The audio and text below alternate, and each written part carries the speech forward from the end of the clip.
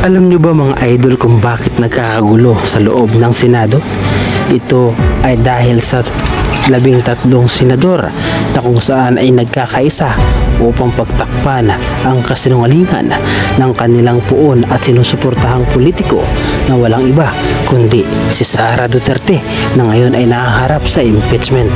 At hindi nyo ba napapansin mga idol na simula na naging Senate President itong si Alan Cayetano ay naging magulo na ang takbo sa loob ng Senado at para makuha ang posisyon bilang Senate President ay kanyang pinapasok si Bato de la Rosa kahit na ito ay mayroong warrant of arrest. Subalit nang dahil nga mga idol sa kanyang posisyon ay ginamit niya ito upang si Bato ay makaboto. Subalit nagawa rin nga mga idol ng kanilang mga grupo na patakasin itong si Bato de la Rosa. Kaya naman itong si Bato de la Rosa ngayon nga mga idol ay nagtatago na at hindi na mahagilap. Ito ay kagagawan mismo nga mga idol ni Alan Peter Cayetano at kung mayroon mang sisisihin sa mga nangyari ay walang iba kundi ang Senate President na si Alan. Subalit ang taong bayan nga mga idol ay hindi bulag sa katotohanan at marami na ang namulat sa maling pagkakaintindi at nakita ng sambayan ng Pilipino kung sino talaga ang hudas sa Senado at sinusuportahan ang mga maling politiko, maling tao na kung saan nga mga idol ay naging dahilan kung bakit nalugmok ang ating bansa dahil kagawan na mismo ng mga Duterte. At sa video na ito nga mga idol ay ating makikita kung gaano kaagresibo ang majority na kung saan nga mga idol ay pinipilit nila ang kanilang kagustuhan na kontra naman sa minority black. Kaya naman ang kagustuhan nga mga idol na mangyari ni Alan Cayetano at ang kanilang grupo ay kinontra ito ni Senador Erwin Tulfo. I see the point of Senator Marcoleta. It's kumbaga sa libro, iba yung love language, but I don't think they're meant to be any offense. Having said that, we're only discussing whether we will take up the amendment or not.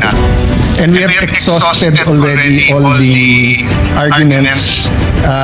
This is a simple motion, so I move that we divide the House. May reiterate my motion. Then we can go into the merits and they can try to convince us whether or not we agree. So the motion is to take up the amendment to our rules as proposed by Senator Marcoleta. The objection is that it is not in order because we did not follow our own rules. Madam Chair, Madam President, Before that, Madam President, yes, we recognize Senator Erwin Tulfo. Madam President, my question is, why is the majority in such a hurry to tackle this motion? This allowing a senator for justifiable reasons to attend and participate in the session through teleconference, whereas in Rule 14, Section 41, under B, it is convene hold a session through teleconference, video conference, or other reliable forms of remote or electronic means using appropriate information and communications technology system due to force majeure, Madam President, or the occurrence of a national emergency. I guess, Madam President, this justifiable reason, what is that? Does that fall under force majeure or does it fall under national emergency, Madam President? My question is, why are we in so hurry? Why are they, the majority, in a hurry to tackle this motion and divide the House, Madam President? We need answers in the minority. Madam Chair. Or is it because, Madam Chair, they're in a hurry because of news reports that probably two of our colleagues might land in jail this weekend? Is that the reason why? Is that the reason why they have to have this inserted in Section 41C para makaboto po kung sino man yung makukulong dahil sa announcement ng Ombudsman na may lalabas na po ang warrant na ilan sa mga kasama natin, Madam President. That is my question, Madam Madam President. Chair, the gentleman is out of order because his question sa nagmamadali, bakit can be discussed in the actual motion. Can be discussed after the motion whether we should take it up. We take offense that bibigyan niya ng ganyang kulay. It's just like us saying, are you afraid if we have the hearing on the Blue Ribbon on flood control and mababanggit ka rin? You do not make that kind of statements here in the Senate because you assume good faith from everyone. That rule hindi minadali. May 11 pa ho yun. So, Madam Chair, I move that we divide the House. And the voting will be done via Madam motion. President, Minority Leader.